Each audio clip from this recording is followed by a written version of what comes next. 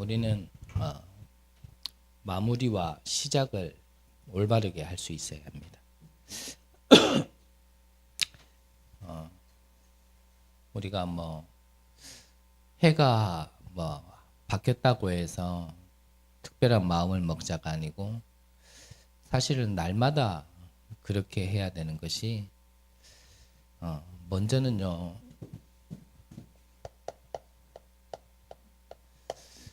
우리는 날마다 매일 이 과거의 운명에서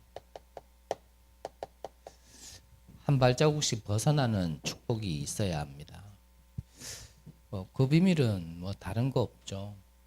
내가 날마다 복음 안으로 들어가는 방법밖에 없고 그 복음을 계속 확인할 때 우리가 구원은 받았지만 구원받은 실제 내용과 응답이 내게 자꾸 체험되어지고 확인되어지는 것이 결국은 이 운명에서 벗어나고 바꾸게 하는 유일한 방법입니다. 우리의 과거 이스라엘의 얘기가 아니고요. 노예되어져 있고 포로되어져 있고 이 속국되어 있는 이 배경에서 우리가 빠져나와야 되거든요. 성경은 오히려 진짜 복음 가진 자를 통하여서 우리의 과거 어려운 그 모든 환경 속에서 오히려 더 큰 응답 받는 지도자를 냈다고 하셨습니다. 근데 성경을 보면 그게 맞거든요. 가장 큰 위기였는데, 가장 큰 어려움이었는데 그때 가장 큰 응답받는 인물들이 나온 것이 바로 성경에 증거하는 거거든요. 그래서 저와 여러분들도요.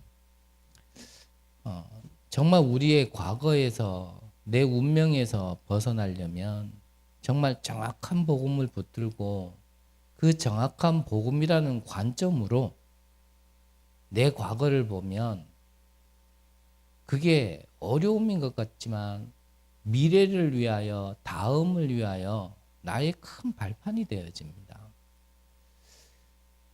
그것을 찾아내지 못하면 우리가 예배드린다고 운명에서 벗어나지는 건 아니거든요, 사실. 예수가 그리스도라는 걸 몰라서 못 벗어나는 게 아니란 말이죠. 발판이 안 돼 있고 아직까지 내가 묶여 있기 때문에 안 되는 거거든요.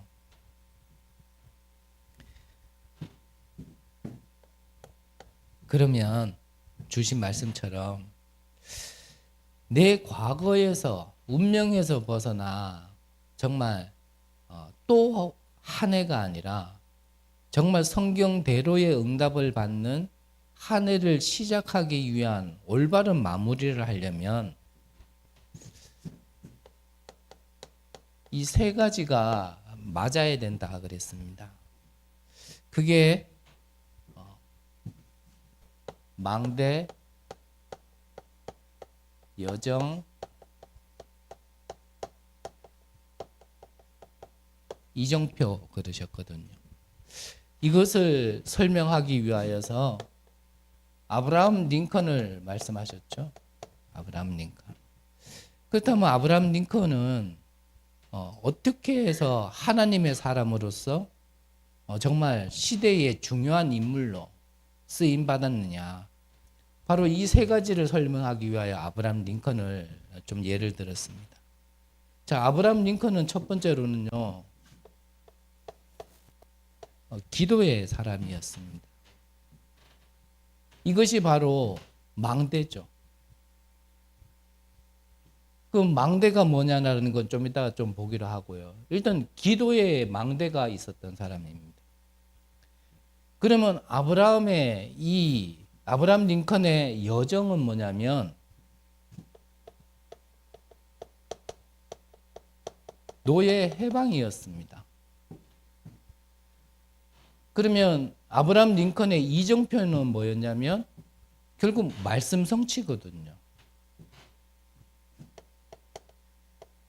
갈라디아서 3장 28절에 헬라인이나 유대인이나 주인이나 종이나 다 그리스도 앞에서 하나니라. 똑같다. 이 말씀을 성취하기 위하여서 아브라함은 기도의 사람, 노예 해방이라는 분명한 여정을 가지고 말씀 성취의 응답을 받았다 이 말이거든요. 자, 그러면 같은 얘기를 성경에 있는 인물로 얘기했습니다. 애굽 시대의 요셉과 모세. 이들도 공통점은 똑같습니다.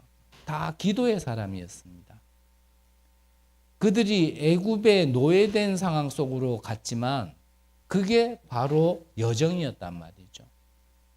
거기에서 이 이정표는 뭐냐면 말씀 성취를 향해 가는 이정표였던 거예요. 또한 누구를 얘기했냐면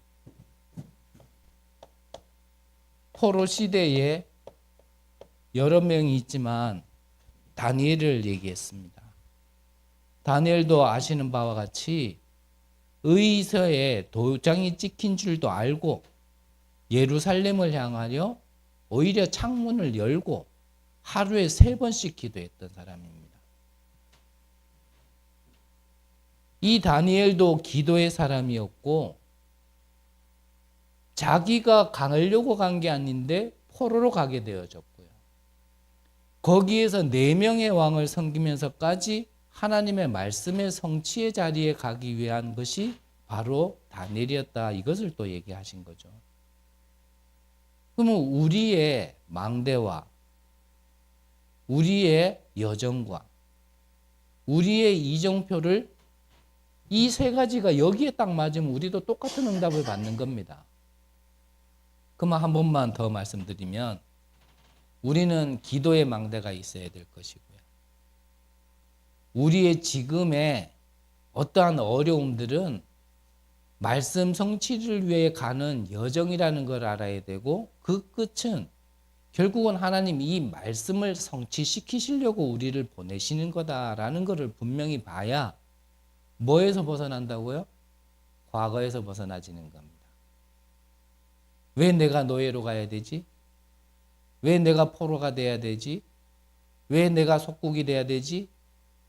여기에 대한 정확한 질문과 정확한 답이 나오지 않으면 해마 바뀌었지.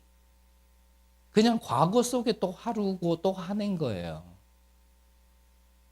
우리가 새해 되면 마음을 먹고 올바르게 응답받고자 하지만 그거는 내 마음이지 실제 내 영적 배경은 벗어나지 못한 또 한 해를 맞이하고 시작을 하는 겁니다. 그래서 마무리를 하실 때 꼭 참고하시기를 바랍니다. 자, 여기에서 좀 우리가 또 참고하면서 봐야 될 것이 왜 이렇게 해야 됩니까? 또 우리가 가는 길 속에는 무엇이 기다리고 있습니까?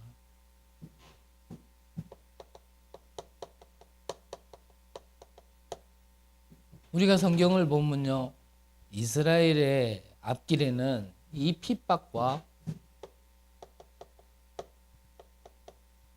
멸망이 기다리고 있습니다. 피할 수 없는 겁니다.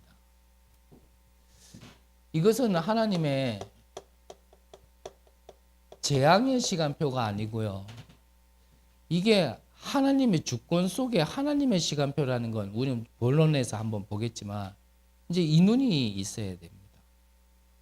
분명히 이스라엘은 지금 속국되어 있지만 지금 속국되어 있는 거 이 뒤에 어떤 일이 있습니까?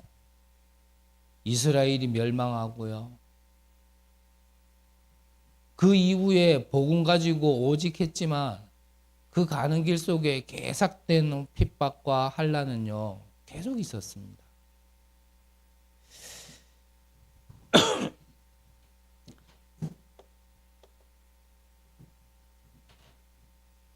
그래서 저와 여러분들을 부르신 겁니다. 앞으로 다가올 이 영적 문제로 인하여 많은 어려움이 다가올 시간표가 앞에 있기 때문에 우리 보고 하나님께서요, 너는 파수꾼이 되라 라고 하는 겁니다. 이 파수꾼을 통하여서 망대를 세우고 빛을 비추라는 겁니다.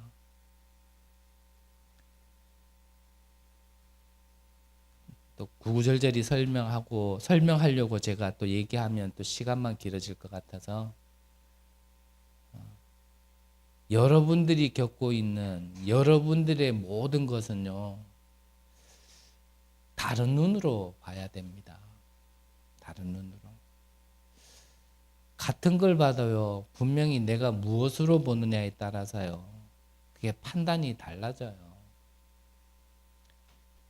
내게 있는 지금 시대에, 우리 가정 가문에, 우리 후대에 그 문제가 내게 어려움으로 보여진다라면 분명히 나도요, 영적 상태가 벗어나지 못한 상태 속에 사실은 보는 그대로 나도 있는 거예요. 근데 그게 앞으로 다가올 시대에 하나님께서 나를 부르신 이유, 거기에 빛을 비춰야 될 이유, 내가 그곳으로 가야 될 이유, 거기에서 내가 무엇을 해야 될지, 즉 말씀 성취를 이루기 위하여 나를 부르셨다라는 것이 보여지지 않으면 그거요, 끝까지 내 발목 붙듭니다. 계속 붙듭니다. 그럼 재앙이 다른 게 재앙이 아니에요. 그게 결국 재앙인 겁니다. 그래서 저와 여러분들을 부르신 겁니다. 여러분들을. 이거 알아들었는 0.1%의 사람들이 진짜 응답을 받은 거예요. 노예라는 배경 속에 알아들었는 0.1%, 포로라는 배경 속에 알아들었는 0.1%, 속국 속에 알아들었었던 0.1%, 반도로 얘기하면 99.9%는요 못 알아들어요.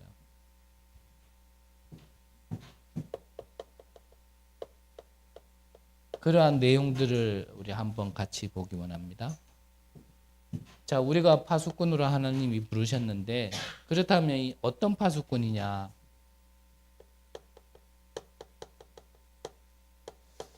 이 갈보리산 언약을 본 파수꾼이어야 됩니다. 그 말은 무슨 말이냐면, 성경에 예언되어진 이 약속의 말씀이 성취되어진 것을 본 자들을 얘기하는 겁니다. 자, 성경의 예언이 무엇입니까? 아담과 하와가 실패했을 때 여자의 후손이 뱀의 머리를 상하게 할 것이다. 미리 예언하셨죠.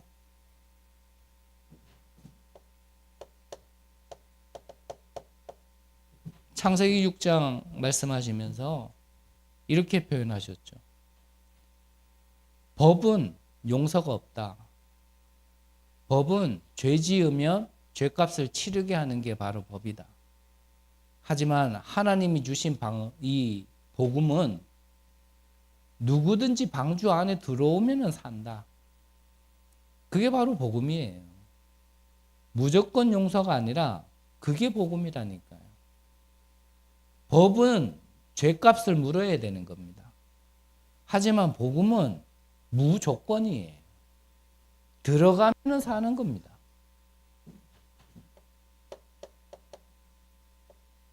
출애굽기 3장 18절에 피제사, 하나님께서 모세를 부르셔서 말씀을 미리 주셨습니다.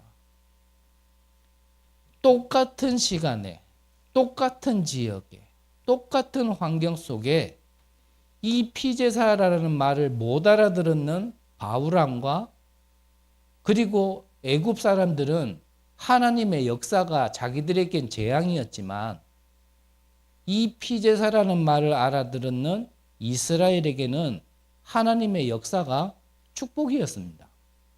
맞습니까? 똑같은데 다르다니까요. 그 다른 이유가 뭡니까? 하나님이 주신 말씀을 붙들고 있느냐 안 붙들고 있느냐. 못 알아들으면 그게 재앙이 돼요. 하나님은 역사하신 건데 재앙이 돼요. 근데 알아들으면 하나님이 역사하신 게 축복이 된다니까. 우리도 똑같아요. 못 알아들으면요, 하나님이 역사한 건데 우리한테는 재앙이 됩니다.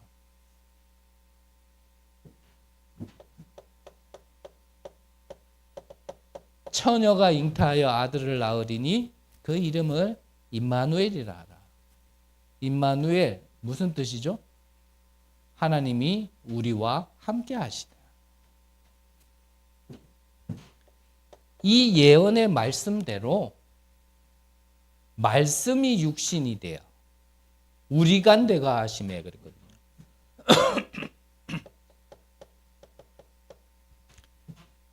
그 예수님께서 하나님이시지만 사람의 몸을 입고 오신 그분이 이 땅에 오셨다. 그거를 누가 고백했습니까?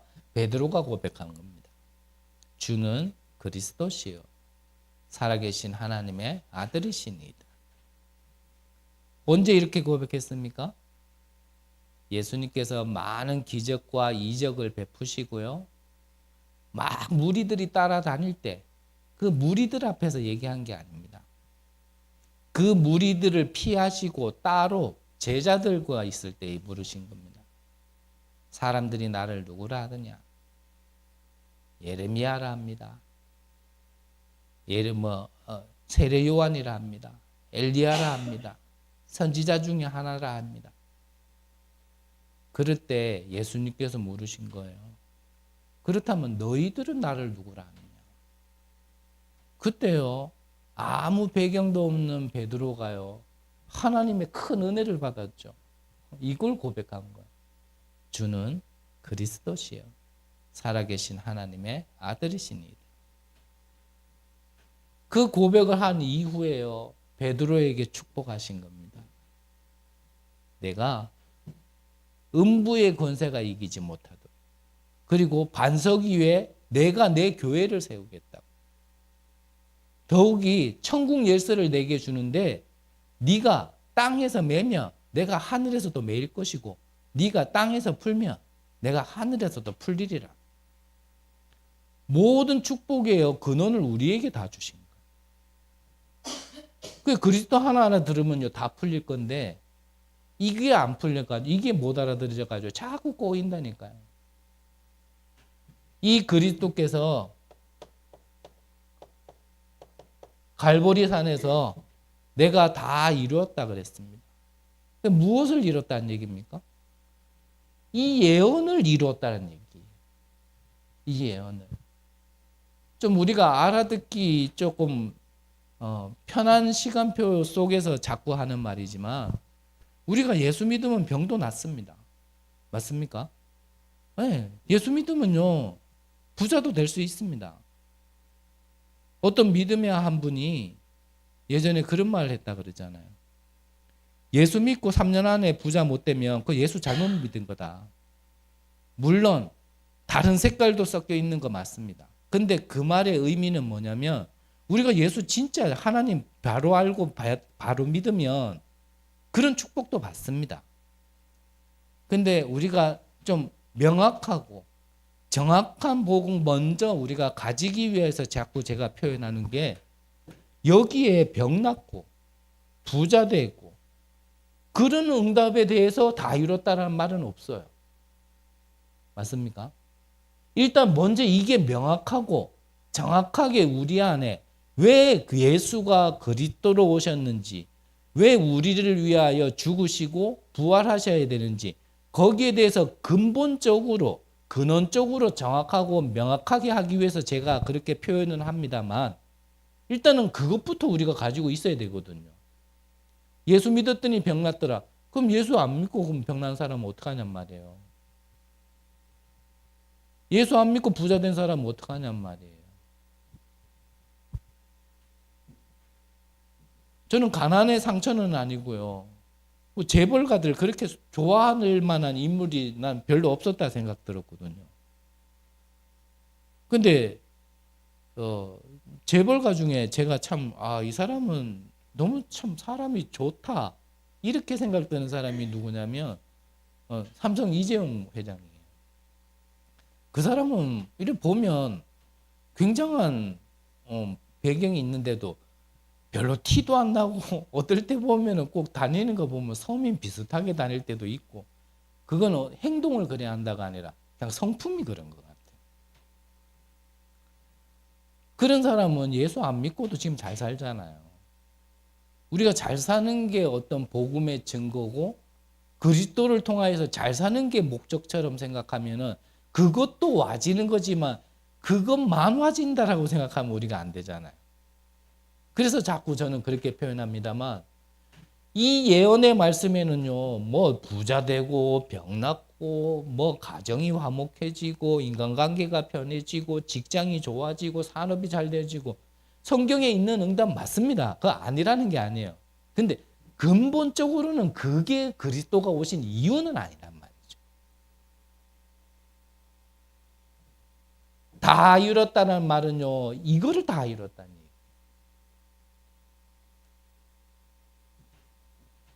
그래서 마지막에도 예수님께서 말씀하신 것이 하늘과 땅의 모든 권세를 내게 주셨으니 너희는 가서 모든 족속으로 제자를 삼아 아버지와 아들과 성령의 이름으로 세례를 주고 내가 내게 분부한 모든 것을 가르쳐 지키게 하라. 볼지어다. 무슨 말입니까? 주목해라 이 말이에요. 잘 들어라 이 말이에요. 내가 세상 끝날까지 너희와 항상 함께 있으리라. 모든 족속에 가가지고 제자 삼으란 얘기는요, 우리가요 전도 선교함에 있어서 근본적으로 전달해야 될 게 뭐냐면 바로 이 예언의 말씀이 그리스도가 오심으로 성취되어졌다. 그걸 전달하는 게 사실은 전도 선교거든요. 이 말을 못 알아들으면요 자꾸 재앙이 온다니까요. 그래서 갈보리산 언약이라는 말은 무슨 말이냐면 이 언약이 성취됨을 본 사람들이다 이 말이에요. 이 사람들이 어디에 모였습니까? 네, 감람산에 예수님께서 다시 부르신 거예요.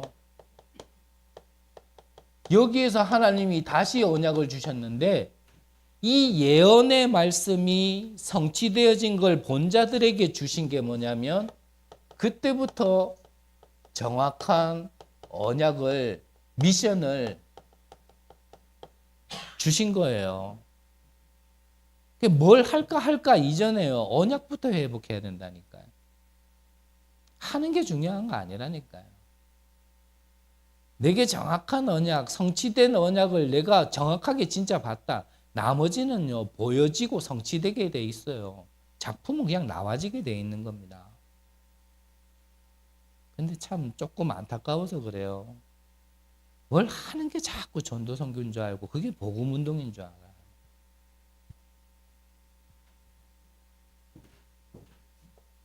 그래서 하나님이 이 정확한 미션을 준 것을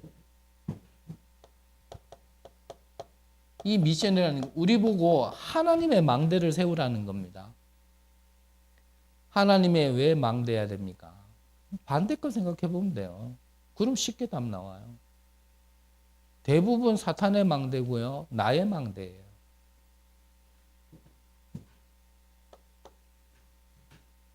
그리고 하나님의 여정. 나의 길을 내가 가는 게 아니고 하나님께서 예비하신 그 여정의 길로 가는 겁니다. 그게 꽃밭이 아닐 가능성이 훨씬 큽니다. 넓은 길이 아닐 가능성이 훨씬 큽니다. 앞서 말씀드렸잖아요. 시간표상 핍박과 멸망이 오는 곳으로 우리는요 가고 있는 중이기 때문에 더군다나 우리는 틀렸고 고장난 곳에 가서 이 복음을 정확하게 선포해서 재창조해야 될 사람들이기 때문에 맞는 거 없을 겁니다. 저와 여러분들이 가는 길은요 전부 다 틀린 것만 있고 아닌 것만 있어요. 그래서 작년 한 해 우리가 12월 말쯤부터 계속 강단을 통해서 우리가 함께 나눴던 말씀이 초월해라, 수용해라, 넓혀라, 그릇 준비해라 계속 얘기한 이유가 뭐냐면요, 우리가 그렇게 안 돼 있으면요 하나님이 부어줄 수가 없다니까요.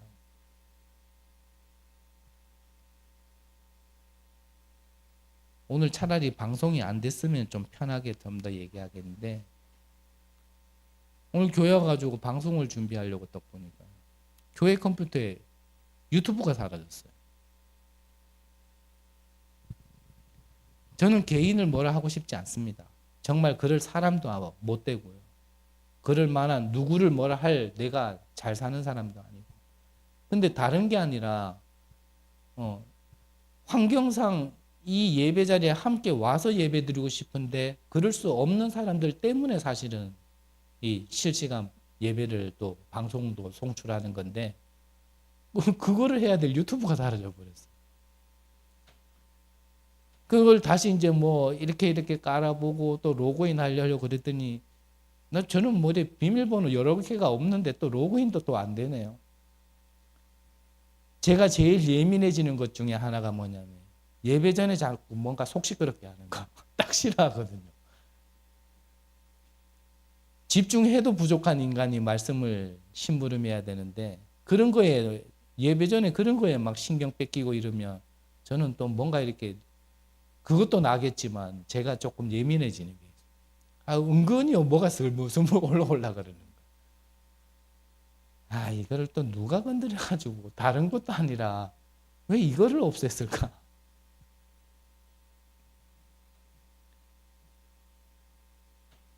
더 사실적으로 얘기하고 싶은 부분도 있지만 우리가요 말로만 뭐 237 뭐 플랫폼 오면 어떡할 겁니까? 감당할 수 있습니까?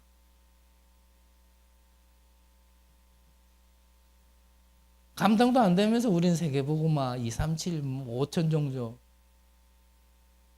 하나님이 더 잘 하신다니까.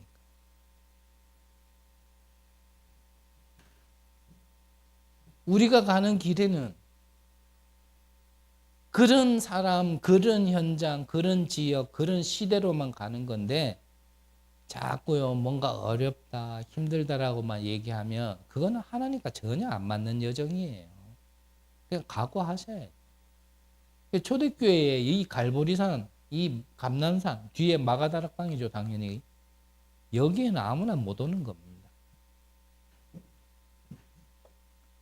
여기 가서 아까 이정표 뭐라 그랬죠?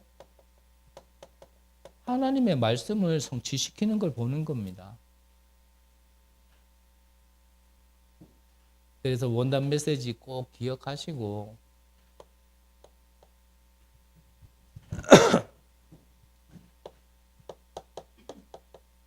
그러면 마가다락방 언약이란 말은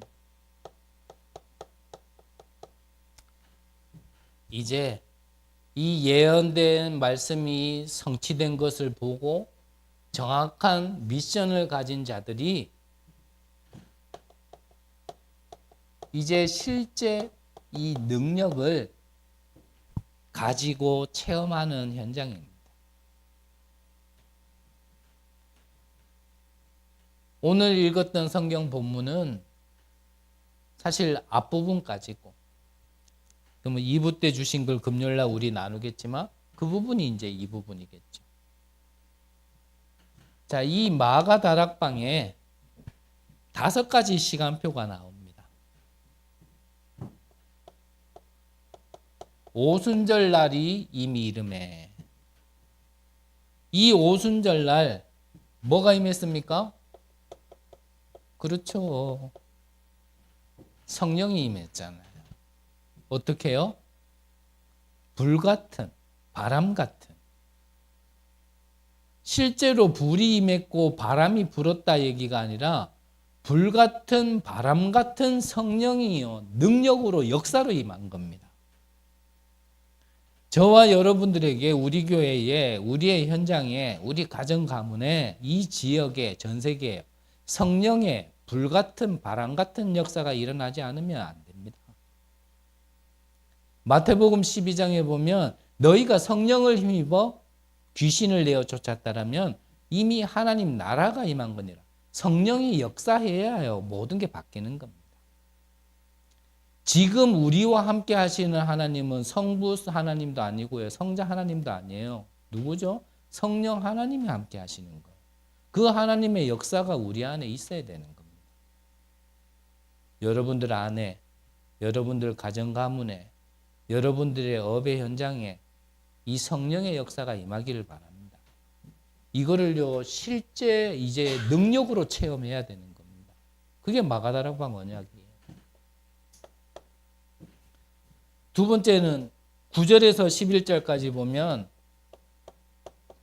그때에 그랬어요. 여기에는 15나라의 산업인이 모인 겁니다. 그리고 18절에는 뭐라고 했냐? 여기에도 그때에 그랬는데 여기에서는 요엘서를 통하여서 요엘 선지자를 통하여서 주신 말씀이 그대로 성취되는데 뭐죠? 아이들은 예언할 것이요. 청년들은 환상을 보고 늙은이들은 꿈을 꾸리라. 다 뭡니까? 이 미래에 대한 정확한 능력 응답인 겁니다. 그리고 41절에 보니까 이날에 그랬어요. 여기에서 일어난 응답이 뭐죠? 성경에는 분명히 기록되고 있습니다. 3천 무리라 돼 있지 않고요. 3천 제자다 그랬습니다.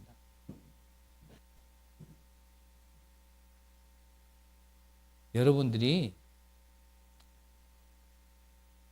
배불러 가지고 예수님 따라다니는 무리 되지 마시고 배고프더라도 정말 이 복음의 소중함과 가치를 알고 그것 때문에 죽자가 아니라 죽어도 괜찮다라고 할 수 있을 만한 제자가 되시기 바랍니다.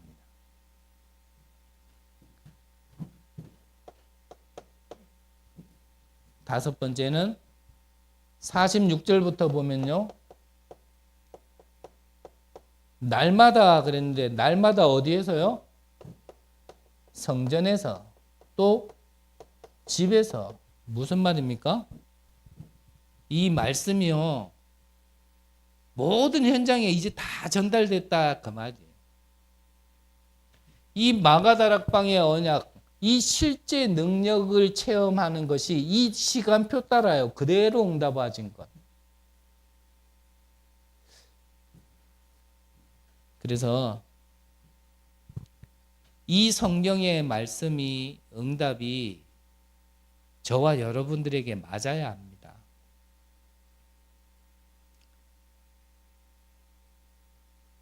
좀 표현이 참 어려운데요. 응답 맞는데 진짜 응답 아닌 걸 자꾸 붙들고 애쓰고 목매고 막 집착하는 그런 것들도 보이기도 보이거든요. 진짜 중요한 성경의 응답은 나하고 안 맞는 거는 별로 감각이 없는데 다른 게 내게 없는 거는요. 막 그렇게 막 애쓰고 애타고 막 그런가 봐요.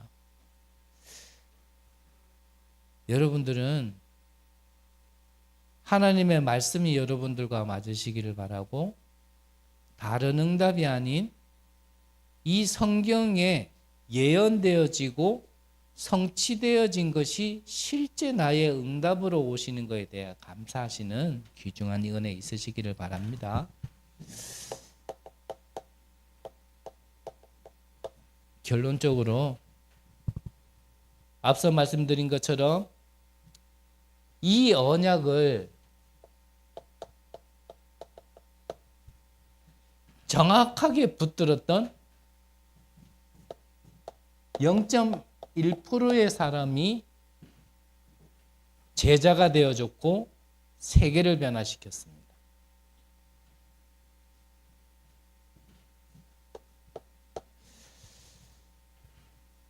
우리가 아무리 피하려고 그래도 피할 수 없는 세 가지 종말.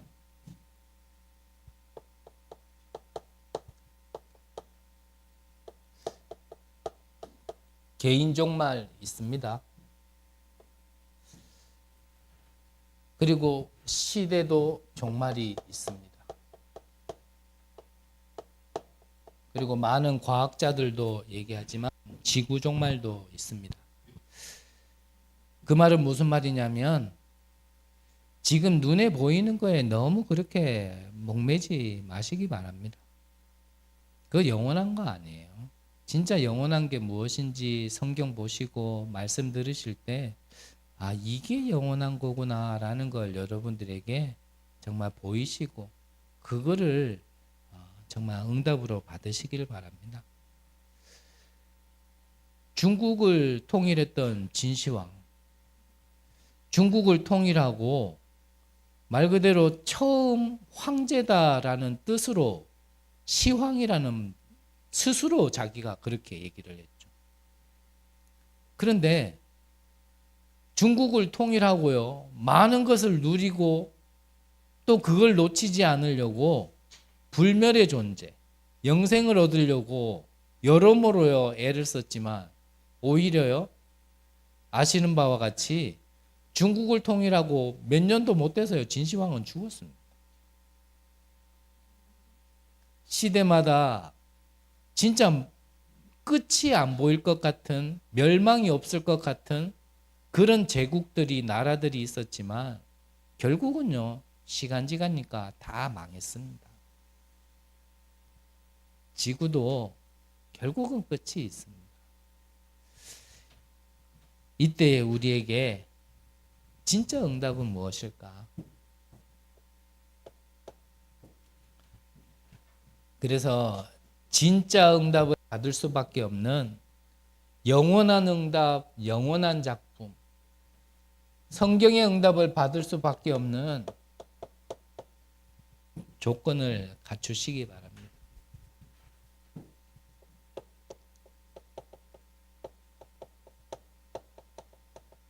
플랫폼. 여러분들이 플랫폼이 되셔서요.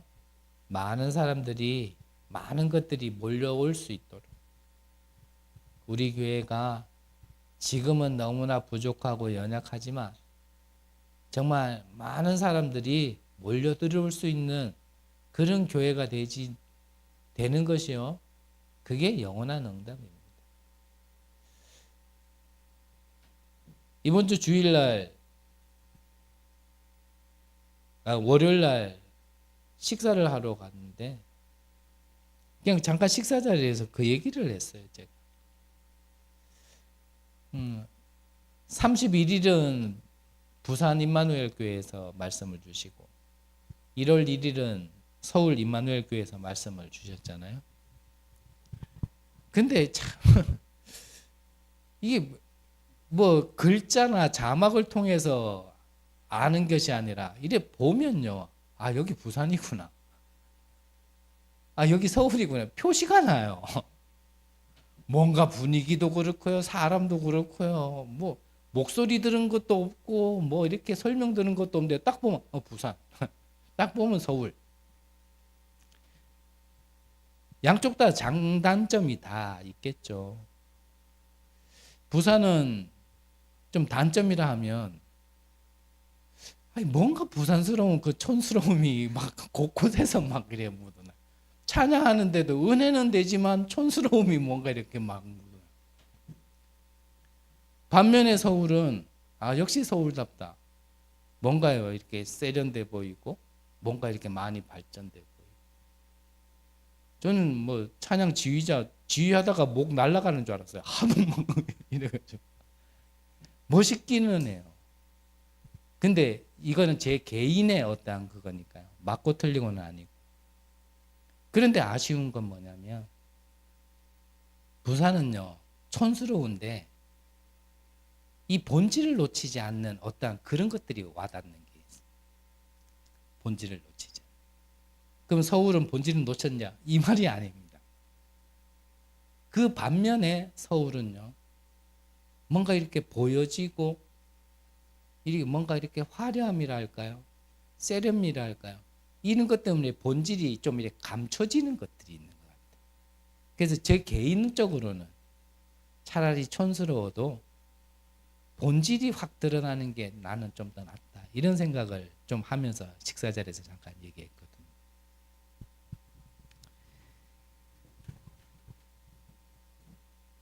변하지 말아야 됩니다. 제가 말씀드리고 싶은 건 자꾸 변해요. 맛집이라는 것도 시간 지나면 자꾸 변해요. 뭔가 사람들이 몰려오고 좀 확장 더 해가지고 음식 더 많이 만들어내고 많은 매출을 올리면 돈 더 되겠구나 이 생각 때문인지는 몰라도요. 맛집이 이상하게 확장하고 나면 맛이 변해요. 주인은 안 바뀌었는데. 모두는 아니겠지만 좀 많은 걸 저는 그렇게 좀 보게 돼요. 그 예전에 목사님 그러셨잖아요. 서울에 가서는 개고기 안 먹는데요. 왜냐하면 서울에서 만드는 이 보신탕은 이게 개고기인지 돼지고기인지 양고기인지 구분이 안 간대요. 개고기의 본질을 갖다 싹 없애버려가지고. 개고기는 개고기라고 해야 되거든요. 너무 내 기준것만 얘기하는지 몰라도 여러분들에게 말씀드리고 싶은 건 본질을 놓치지 마시라는 겁니다. 좀 모자라도 됩니다. 좀 촌스러워도 되고요. 좀 부족해도 돼요. 정말 우리 교회에 와서 사람 성격이 좀 안 바뀌고 행동이 좀 안 바뀌면 어떻습니까? 뭔가 문제 생기면 우리가 손보면 되고 거기에 부족하면 우리가 채우면 되고 하지만 그들에게 진짜 전달돼야 될 거는 이 세 가지가 전달 안 되면요 사람 살 수 없습니다. 그거 하지 못할 것 같으면요 그거는 교회도 교회 아니고요.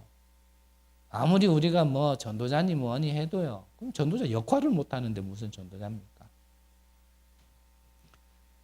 여러분들이 플랫폼이 되셔서 정말 사람들이 몰려오고 많은 것들이 몰려온다면 이 언약을 정확하게 전달해 줄 수 있는 플랫폼. 반대로 이거 가지고 있으면 사람들 몰려올 겁니다. 오라 안 해도 올 겁니다. 시간표 따라요. 다 가지고 옵니다. 15나라의 사람들이 사람만 오는 게 아니라 재능도 가지고 오고요. 죄송합니다. 저는 돈 그렇게 말하는 사람 아닌데 이 사람들이 나중에요. 교회가 어려울 때 자기들의 재산까지 내놓을 만큼요. 헌금했던 사람들입니다. 우리는 우리가 뭐 다 아닙니다. 진짜 우리는 올 수밖에 없는 내용을 딱 가지고 있으면 나는 재능 없어도 돼요. 왜냐? 재능 있는 사람이 오니까. 나는 돈 없어도 됩니다.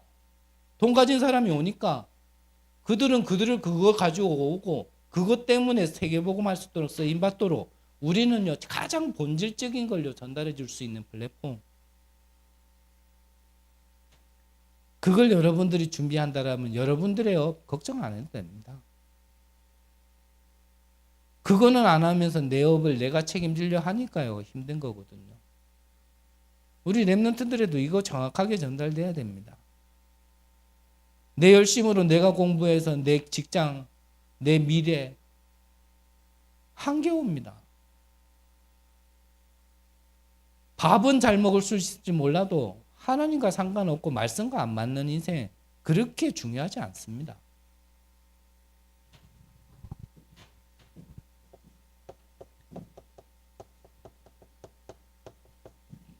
파수대 안테나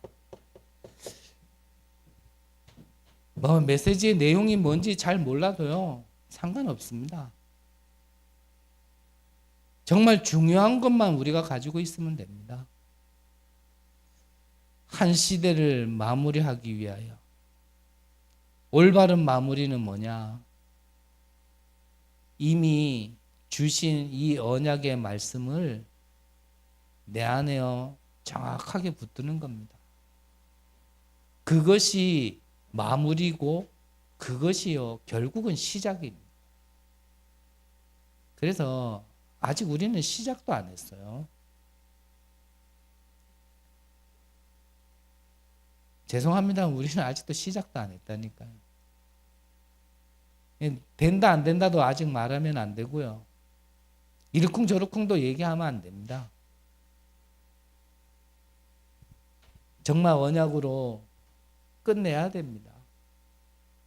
그렇지 않으면 우리 운명에서 벗어날 수 없습니다. 성취될 이 언약을 정확하게 붙드시고 그러면 내가 뭐 해야 될지 보입니다. 정확한 미션. 그러면 다른 거 없습니다. 딱 힘이 와요. 우리 인생에 한 번쯤은 맛을 봐야 돼요. 이 맛을 보면은 늘 말씀드렸지만 내가 아니에요. 베드로가 그런 사람이 아니었다니까요.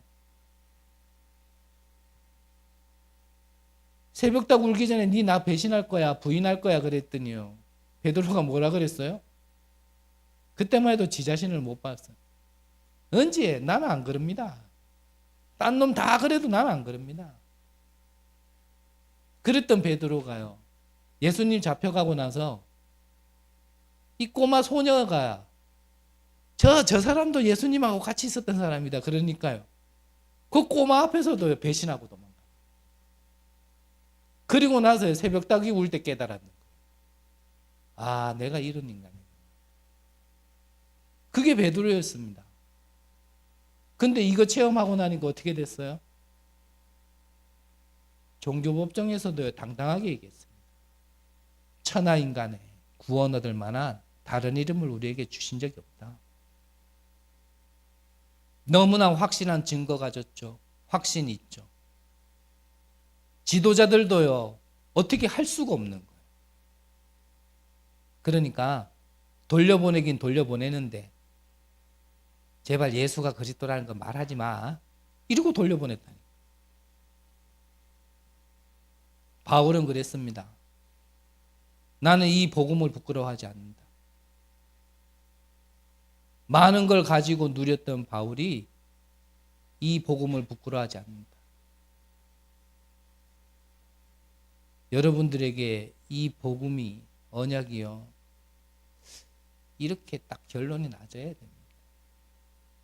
그렇지 않으면 자꾸요 과거가 나를 묶어요.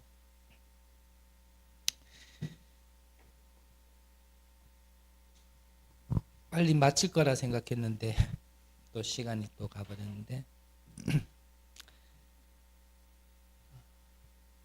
달력이 중요한 게 아니고 우리의 마무리는 이 언약으로 끝을 내는 게 마무리입니다.